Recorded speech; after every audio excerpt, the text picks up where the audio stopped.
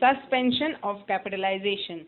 So, capitalization of borrowing costs should be suspended during extended periods in which active development is interrupted. So, you need to suspend your capitalization when that whenever your active development is somewhere interrupted, तब आपको आपका suspension मतलब capitalisation suspend कर देना होगा for some period, right. आपका active development interrupt हो चुका है, आपका क्वालिफाइंग एसेट में के डेवलपमेंट में इंटरप्शन आ चुका है, तो for that period you need to suspend your capitalisation of borrowing cost. लेकिन see, mark the point here. However, capitalization is not normally suspended during a period when substantial technical and administrative work is being carried out. ठीक है, अगर कोई technical work उसमें चल रहा है या फिर कोई एडमिनिस्ट्रेटिव वर्क चल रहा है तो उस समय के लिए सस्पेंड नहीं होगा, because it is a very normal, right. तो उसके लिए आपको सस्पेंड नहीं करना होगा. किसके लिए? सब्सटेंशियल टेक्निकल एडमिनिस्ट्रेटिव वर्क चल रहा है, right. And the capitalization of borrowing cost is also not suspended when there is temporary delay. See, अगर कोई temporary delay आ गया है आपके कंस्ट्रक्शन में कि your employees are on strike for 1-2 days, right, or you due to some environmental changes your construction was interrupted for 1 day, 2 days, so it is a temporary delay, right. And this temporary delay it will not be taken part of for suspension, and you will continue your capitalization for this temporary delay too, right. So ये दो चीज आपको ध्यान में रखने की है, right. Next is, for example, capitalization continues during extended period needed for inventories to mature, or the extended period during which high water levels delay construction of a bridge if such high water levels are common during the construction period in the geographic region involved. ठीक है, उन्होंने inventory का बताया कि inventory को mature होने देने का टाइम उसको देने का, तब आपका कैपिटलाइजेशन सस्पेंड कर दिया जाएगा, राइट, अटका दिया जाएगा. फिर हाई वाटर लेवल है, उस वजह से आपका ब्रिज का कंस्ट्रक्शन डिले हो चुका है, और जनरली बहुत वहाँ पे ज्योग्राफिक रीजन ऐसा है कि आपको हाई वाटर लेवल ज़्यादा से ज़्यादा रहते हैं, तो आपका कंस्ट्रक्शन मतलब आपका कंस्ट्रक्शन अटका दिया जाता है. Then you need to suspend your capitalisation to, right. ये दो एग्जांपल्स उन्होंने इसके लिए दिए हैं. फर्दर ये हुआ आपका सस्पेंशन. अभी देखते हैं cessation. So, capitalization of borrowing costs should cease when substantially all the activities necessary to prepare qualifying asset for its intended use or sale are complete. First of all, activities complete हो गई तो आपका capitalization stop हो जाएगा. Cessation मतलब stop कर देना, cease मतलब stop कर देना, right? Substantial activities. Now see, थोड़ा सा कुछ माइनर मेजर मतलब मेजर मॉडिफिकेशन नहीं, माइनर मॉडिफिकेशन है. थोड़ा सा कुछ एक दो काम करना रह गया, मतलब बिल्डिंग बना लिया, थोड़ा सा एक दो नल डालना रह गया, या फिर थोड़ा सा इंटीरियर डेकोरेशन का थोड़ा सा काम रह गया, तो that is not something which is major, तो आपका कैपिटलाइजेशन स्टॉप कर दिया जाएगा. सो एक माइनर मॉडिफिकेशन, ठीक है, such as decoration to the user specification that are outstanding that indicate substantially all activities are complete. मतलब बिल्डिंग तो बन गया, पूरा घर तो आपका बन गया, लेकिन थोड़ा सा डेकोरेशन रह गया, नलबल रह गए, एक आधा सा दरवाजा डालने का रह गया, तो ये बहुत माइनर काम है, उसके लिए आपको कैपिटलाइजेशन कंटिन्यू करने की जरूरत नहीं है, right. Now when construction of qualifying asset is completed in parts. अभी यहाँ पे ये लोग पार्ट्स की बात करते हैं, ये हम पढ़ लेते हैं. जब आपका कंस्ट्रक्शन पार्ट्स में हो रहा है, ठीक है, तब की ये लोग बात कर रहे हैं.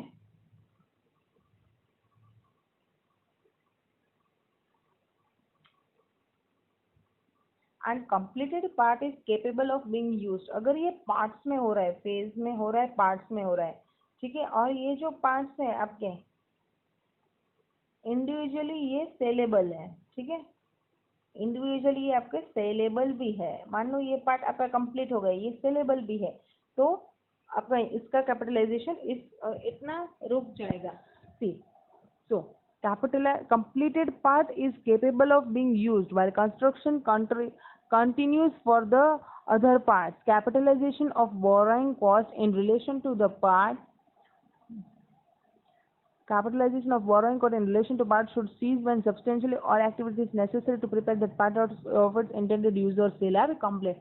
ठीक है, जो तो completed part है जो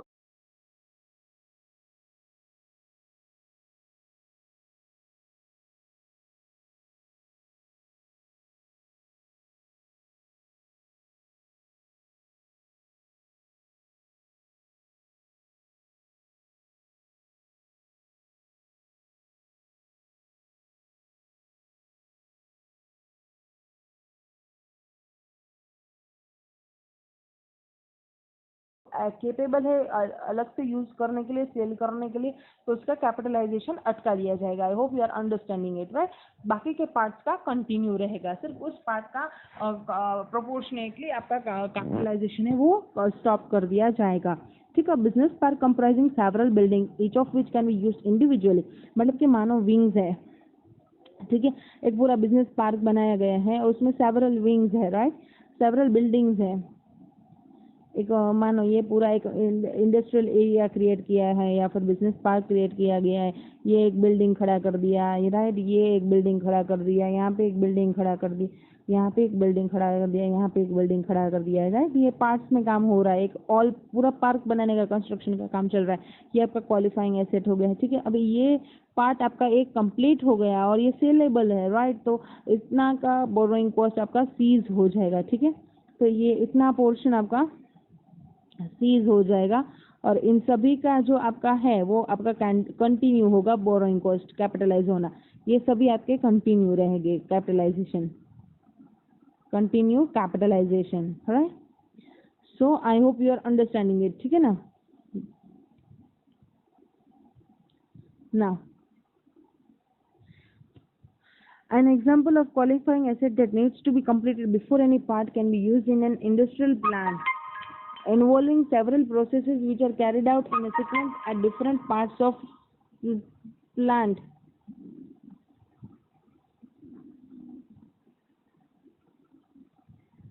At different parts of plant within the same site such as a steel mill. ठीक है. तो एक ही साइड के भी अलग अलग पार्ट्स हो सकते हैं, राइट. तो एक ही प्लांट के अलग अलग पार्ट्स हो सकते हैं.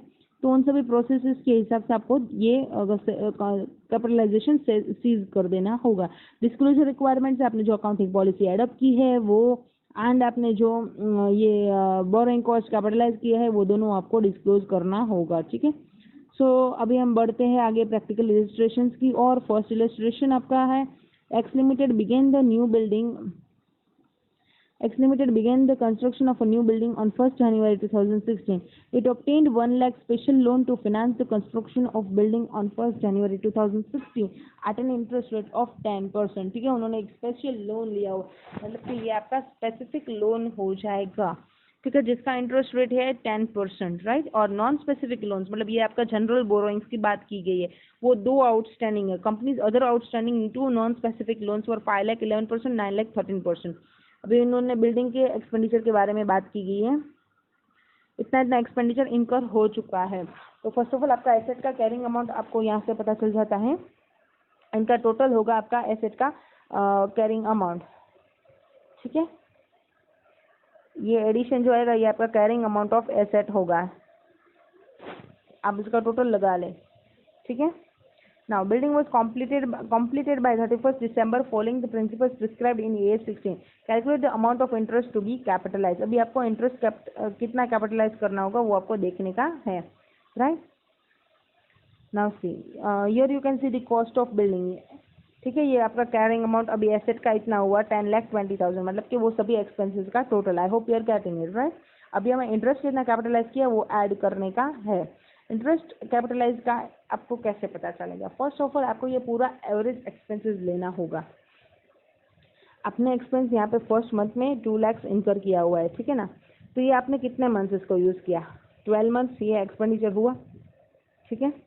फिर अप्रैल में 2,50,000, मतलब कि ये दिसंबर की हम बात करें कंप्लीट हो रहा है दिसंबर में, सो 9 मंथ्स.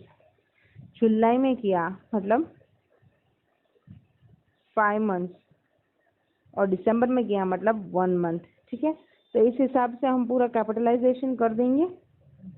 आप यहाँ पे देख सकते हैं 12, 9,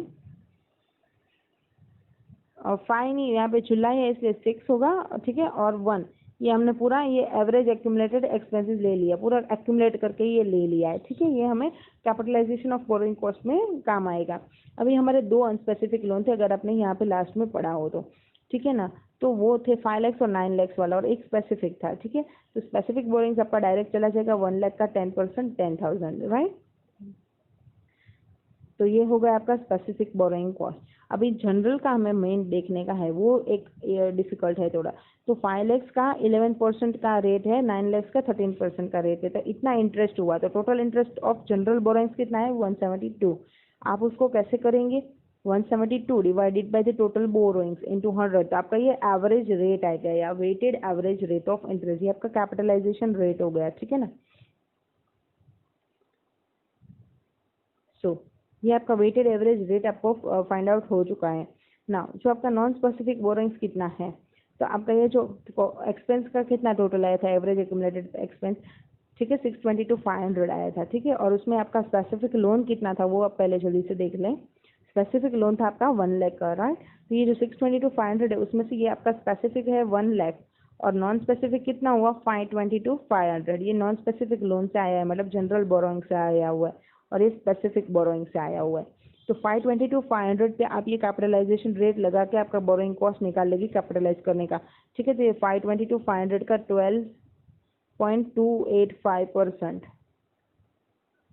ये जो अमाउंट ऑफ इंटरेस्ट आएगा ये आपका कैपिटलाइज हो जाएगा as per A16 borrowing cost, ठीक है। तो देख लिए आप 520 to 500 इंटू 12.28 64 189, और स्पेसिफिक बोरोइंग कॉस्ट का था 10,000 इंटरेस्ट था, देखा, 1 लाख का 10%, ठीक है, वो भी आगे आपने ले लिया है। सो वो 10,000 मिला के आपका टोटल आ गया 74 189, जो आपका बोरोइंग कॉस्ट ऐड होगा वो आपने कॉस्ट ऑफ बिल्डिंग में डाल दिया सी, ठीक है। और कॉस्ट ऑफ बिल्डिंग कितना था, वो सभी एक्सपेंसेस का टोटल प्लस ये 74 189, ये आपका टोटल कैरिंग अमाउंट बन जाएगा आपके क्वालिफाइंग एसेट का बैलेंस शीट के लिए 1094 189, right. I hope you are clear. आगे बढ़ते हैं। जनरल एंट्रीज दी है, बिल्डिंग अकाउंट को डेबिट कर लिया है इतनी अमाउंट से, और बैंक को क्रेडिट कर दिया है, राइट।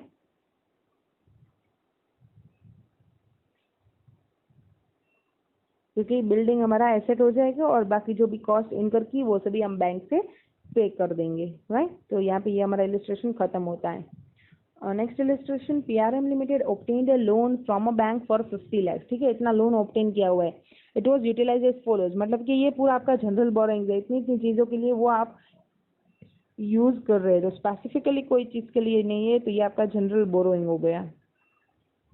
अभी construction of shed, it will take a substantial period of time, तो ये आपका क्वालिफाइंग एसेट बन जाएगा, और इसका बोरोइंग कॉस्ट आपको कैपिटलाइज करना होगा। Purchase of a machinery, purchase में कोई सब्सटेंशियल टाइम नहीं लगेगा, सो ये आपका कैपिटलाइज करने नहीं होगा, ठीक है। फिर working capital, again it will not be capitalise. Advance for a purchase of truck, truck purchase करने के लिए आपको एडवांस मिला है, ये भी आपका नहीं आएगा, ठीक है। सिर्फ यही आपका क्वालिफाइंग एसेट बनेगा, shed, that is 50 lakh, right.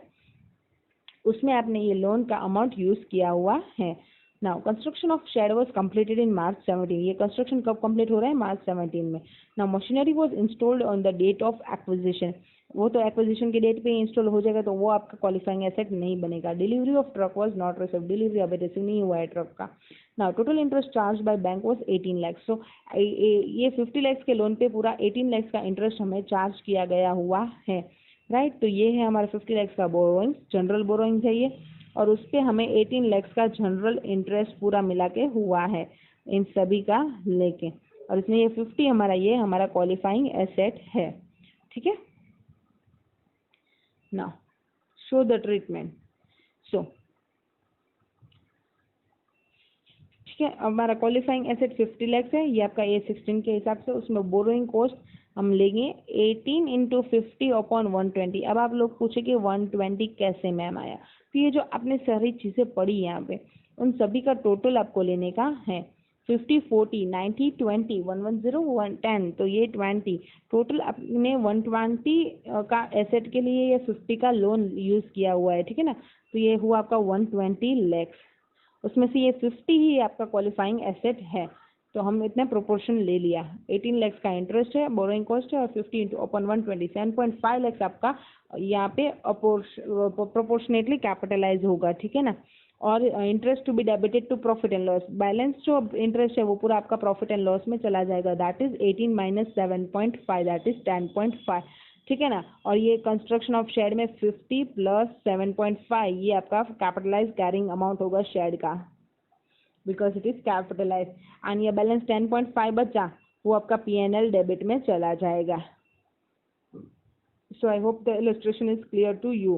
Moving to the next illustration, बहुत अच्छे प्रैक्टिकल इलस्ट्रेशन है, अब इसको फिर से अच्छे से समझ लेना, कोई भी डाउट्स हो तो आप कांटेक्ट कर सकते हैं, right. Now the company is obtained institutional term loan of 580 lakhs for modernization, तो ये लोन ली गई है 580 lakhs की, ठीक है ना, and renovation of its plant and machinery. Plant and machinery acquired under modernization scheme and installation completed on 31st March 2017 amounted to 406 lakhs. ये plant and machinery कितने का हुआ? 406 lakhs का. 58 lakh has been advanced to suppliers for additional assets. ये 58 suppliers को advance किया गया हुआ, and balance loan of 116 lakhs has been utilized for working capital purpose. Working capital आपको कंसिडर नहीं करना होगा, right. Now accountant is of dilemma as to how to account for total interest of 52.20, ये इसके इतने लोन पे इतना interest, और इस लोन को कौन से 3 पार्ट्स में यूटिलाइज किया गया हुआ है, राइट।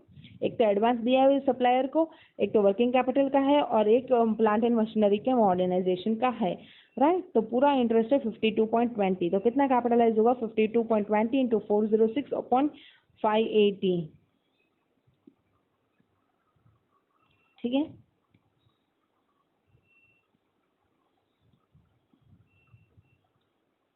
तो आपका मॉडर्नाइजेशन का होगा 52.20 इंटू 406 अपॉन 580, ये आपका हो जाएगा क्वालिफाइंग एसेट, ठीक है ना। ये आपका कैपिटलाइज होगा इंटरेस्ट इतना, ठीक है। और जो बाकी का है वो आपका जाएगा प्रॉफिट एंड लॉस में, ये दोनों आपके क्वालिफाइंग एसेट नहीं हो गए, not a qualifying asset. Advance to supplies for additional assets, additional assets का है तो ये क्वालिफाइंग एसेट हो जाएगा, सॉरी ये भी कैपिटलाइज होगा, और 5.22, और ये जो है वो P&L में जाएगा, तो कैपिटलाइज कितना है? वो रैंक कॉस्ट होगा 41.76 एंड 10.44 आपका प्रॉफिट एंड लॉस में चला जाएगा, right. Next illustration, Take Limited has a borrowings of 30 lakhs from State Bank of India during the financial year 2016-17. Borrowings are used to invest in shares of Give Limited, a subsidiary company of Take Limited, which is implementing a new project. ठीक है, तो 30 lakhs का borrowings है, estimated which is implementing a new project, estimated cost is 50 lakhs, ठीक है, तो ये project का cost है 50 lakhs. Since the said project was not complete at year end, the directors of Take Limited resolved to capitalize interest accruing on borrowings amounting to 4 lakhs and add it to the cost of investment. 4 lakhs का interest है वो उन्होंने charge कर देने का सोच लिया, because ये आपका प्रोजेक्ट कंप्लीट नहीं हुआ, ठीक है। So 4 lakhs interest payable by Take Limited to SBI cannot be called as acquisition charges, therefore cannot be constituted as cost of investment. ठीक है, यहाँ पे प्रेजेंटली टेक लिमिटेड ने फंड्स परचेज किया हुआ है गिव लिमिटेड ने टेक लिमिटेड से, और टेक लिमिटेड ने SBI से, राइट। तो tech limited has used this borrowed funds for purchasing shares of its subsidiary give limited. ये बोरोइंग्स उन्होंने लिया SBI से, ये सही बात है कि 30 lakhs का बोरोइंग्स लिया है, लेकिन किस पर्पस के लिए? सब्सिडियरी कंपनी का शेयर्स खरीदने के लिए ये लोन लिया है, ना कि ये प्रोजेक्ट में इन्वेस्ट करने के लिए, राइट। तो इन्होंने इससे शेयर्स में इन्वेस्टमेंट किया, shares are readily available for use, ये क्वालिफाइंग एसेट आपका नहीं बनता है, राइट।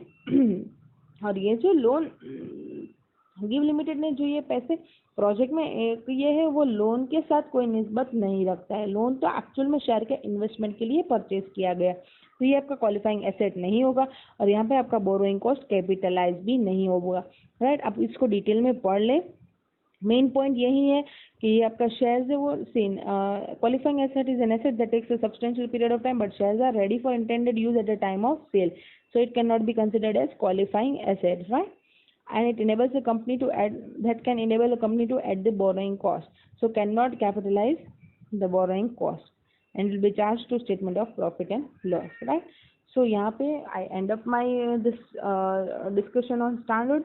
एक बार हम पूरा अच्छे से ये रिवाइज कर लेते हैं पूरा स्टैंडर्ड। ये मैंने उसका चार्ट बना लिया है, you can look over it, you can prepare this chart for your last year revision. See मैं आपको ये पूरा एक दिखाती जाती हूँ। A16 बोरोइंग कॉस्ट, यहाँ पे एक फॉर्मूला वाला है, यहाँ पे आप ध्यान रखना कि आपका जब सी फॉर्मूला वाला हम बाद में देख लेंगे, पहले हमने पढ़ा A16 बोरोइंग कॉस्ट, उसमें हमने स्टार्ट किया what do you mean by borrowing cost. तो borrowing cost was interest and other ancillary cost. Other cost के एग्जांपल्स थे commitment charges, amortisation of discount और premiums on loan, finance lease charges, ancillary costs such as processing fees and other exchange difference arising from foreign currency borrowing। फिर हमने देखा exchange difference पे पूरा एक discussion था, राइट, जिसमें हमने देखा कि उतना exchange difference on repayment of principal liability capitalise होगा to the extent of difference between interest on foreign currency borrowings and interest on local borrowings, right. उतना A16 के हिसाब से वो कैपिटलाइज कर दिया जाएगा। तो आपका बोरोइंग कॉस्ट A16 के हिसाब से होगा interest on foreign currency borrowings at that difference amount, right. और आपका AS11 का बैलेंस अमाउंट आपका AS11 का एक्सचेंज डिफरेंस बनेगा। लेकिन जब आपका ये डिफरेंस आपके लायबिलिटी का मतलब एक्सचेंज डिफरेंस से बढ़ जाता है, तब आपका बोरोइंग कॉस्ट होगा foreign currency borrowing plus not difference but the exchange difference of principal amount, और आपका AS11 के हिसाब से एक्सचेंज डिफरेंस नील होगा। सी मैंने वहाँ पे बोला था अगर B ग्रेटर देन B है तो आपका थोड़ा सा अलग हो जाएगा, वो यहाँ पे आपको ध्यान रखने का है। तो मैंने यहाँ पे ये भी आपको लिख दिया है, राइट। आप यहाँ से देख सकते हैं, आप नोट डाउन कर सकते हैं। मैंने ये फॉर्मूला भी बताया है, कंसेप्चुअली भी मैंने उसको क्लियर करवाया था। फिर हमने देखा कि अकाउंटिंग ट्रीटमेंट बोरोइंग कॉस्ट, जो भी बोरोइंग मतलब जो भी डायरेक्टली रिलेट कर रहा है ये borrowing for the acquisition construction production of qualifying asset, वो कैपिटल एक्सपेंडिचर होगा, कैपिटलाइज होगा, एसेट में ऐड होगा। और जो अदर देन क्वालिफाइंग एसेट है उस एसेट के लिए है तो वो सभी को आप रेवेन्यू एक्सपेंडिचर मानेंगे और चार्ज करेंगे P&L अकाउंट में। फिर हमने समझा कि क्वालिफाइंग एसेट क्या है, तो asset that takes a substantial period of time to get ready for its intended use और सेल। ऑर्डिनरीली 12 मंथ्स पीरियड लिया जाता है, राइट। बाकी वो केस टू केस डिपेंड करता है। उसके एग्जाम्पल्स थे प्लांट एंड मशीनरी है, बिल्डिंग है, पेटेंट्स है, वाइन है, इन्वेंट्री है, जो सब्सटेंशियल पीरियड लेती है, ठीक है। फिर हमने समझा कि बोरोइंग्स के टाइप्स कितने थे, दो थे, specific borrowings, general borrowings. Specific जो स्पेसिफिकली क्वालिफाइंग एसेट को ऑब्टेन करने के लिए लिया गया हुआ है, और जनरल जो आउटस्टैंडिंग है total borrowings during that period और वो उस क्वालिफाइंग एसेट के लिए प्रोपोर्शनेटली यूज हुए हैं, उसको हम जनरल बोरोइंग्स बोल देंगे। स्पेसिफिक बोरोइंग्स में हमें देखना था कि टेम्पररीली कहीं पे इन्वेस्ट किया है वो इनकम हम बोरोइंग कॉस्ट से रिड्यूस करेंगे। और जनरल बोरोइंग्स में हमने देखा कि हमें कैपिटलाइजेशन रेट निकालना होगा, जो हम वेटेड एवरेज लेंगे बोरोइंग कॉस्ट का, ऑल वो सभी बोरोइंग्स के बोरोइंग कॉस्ट का पूरा मिला के हम वेटेड एवरेज लेंगे, एक्सेप्ट स्पेसिफिक बोरोइंग्स, वहाँ पे हम स्पेसिफिक बोरोइंग्स नहीं कंसिडर करेंगे, राइट। और अगर जो भी अमाउंट कैपिटलाइजेशन का आया बोरोइंग कॉस्ट के लिए वो है वो एक्चुअल एक्सपेंडिचर बोरोइंग कॉस्ट का इनकर हुआ है, उसको एक्सीड नहीं कर देना चाहिए, राइट। ये हमने समझा। फिर हमने पढ़ा कि कैरिंग अमाउंट है अल्टीमेट या फिर अल्टीमेट कॉस्ट है जो आपका क्वालिफाइंग एसेट का, वो अगर रिटर्न डाउन वैल्यू मतलब वो आपका नेट रियलाइजेबल वैल्यू से बढ़ जाता है तो आपको पूरा अमाउंट राइट ऑफ कर देना है, और जब भी राइट बैक करना है वो भी रिलेवेंट अकाउंटिंग स्टैंडर्ड के हिसाब से आपको उसका ट्रीटमेंट देने का है। फिर आपने देखा कि average carrying amount of asset क्या है। Average carrying amount of asset, हाँ ये मेरा पॉइंट मैंने वहाँ पे नहीं लिया था, आई एम सॉरी। मैं यहाँ पे हाँ इलस्ट्रेशन में मैंने ये इसको कवर किया था कि आपका जो एसेट है वो कौन सी अमाउंट पे दिखेगा, जो एक्चुअल में आपने एक्सपेंडिचर अभी तक रीजनेबल एक्सपेंडिचर आपने जो लिया है वो, एंड आपका जो बोरिंग कॉस्ट कैपिटलाइज कर रहे हैं वो मिला के आपका कैरिंग अमाउंट हो जाएगा आपके क्वालिफाइंग एसेट का, राइट। आपने अभी तक जो भी एक्सपेंडिचर इनकर किया है उसका रीजनेबल अप्रोक्सीमेशन प्लस आपका जो बोरिंग कॉस्ट कैपिटलाइज किया वो मिला के आपका ये हो जाएगा carrying amount of your qualifying asset. फिर हमने देखा कैपिटलाइजेशन के बारे में, कब कमेंस करेगी, कब सस्पेंड करेगी, कब सेसेशन करेगी, राइट। तो उसके लिए हमने पढ़ा कि व्हेन ऑल द फॉलोइंग, जब कमेंस कब करेंगे, जब 3 कंडीशन दी गई थी वो तीनों कंडीशन फुलफिल हो जाए, सेटिस्फाई हो जाए, तब आपका कमेंसमेंट हो जाएगा, राइट। कैपिटलाइजेशन का, तो सी एक्सपेंडिचर फॉर एक्विजिशन, कंस्ट्रक्शन और production of qualifying asset is being incurred. पहले एक्सपेंडिचर इनकर हो रहा है, फिर उसमें ग्रॉस पेमेंट्स और ग्रांट्स रिसीव हुई है वो रिड्यूस कर देने का है, फिर बोरोइंग कॉस्ट इनकर हो रही है, और जो भी आपकी एक्टिविटीज़ है for preparing your qualifying asset वो कंटिन्यू है, राइट, प्रोग्रेस में है। फिर सस्पेंशन, कब आप सस्पेंड करेंगे, जब आपका एक्टिव डेवलपमेंट इंटरप्ट हो चुका हो, लेकिन आप टेम्पररी डिले उसमें एक्सक्लूड कर देंगे, राइट। फिर सेसेशन, आप कब स्टॉप करेंगे कैपिटलाइजेशन, राइट। तो when substantially all activities necessary to prepare qualifying asset are completed, right, substantially activities complete हो जाए तब आपको अपना कैपिटलाइजेशन स्टॉप कर देना होगा, सीज कर देना होगा। और डिस्क्लोजर रिक्वायरमेंट्स है, आपने जो भी अकाउंटिंग पॉलिसीज एडॉप्ट की है वो आपको डिस्क्लोज करने की, और जो भी अमाउंट ऑफ बोरिंग कॉस्ट आपने during the reporting period capitalize किया हुआ है वो भी आपको डिस्क्लोज करने का है, right. So this was what is our AS16 borrowing cost. I hope you all are very clear to it, especially exchange difference वाला point AS11 vis-a-vis AS16, right, vis-a-vis AS16। अभी मैं ये पॉइंट AS11 में नहीं cover करूँगी, मैंने यहाँ पे बहुत डिटेल से अच्छे से समझाया है। आई होप उसमें आपको कोई दिक्कत नहीं आ रही है। फिर भी आपको कोई प्रॉब्लम हो, आपको कुछ समझ ना आया हो, please contact me, right. So ending up our discussion, have a good reading, bye bye।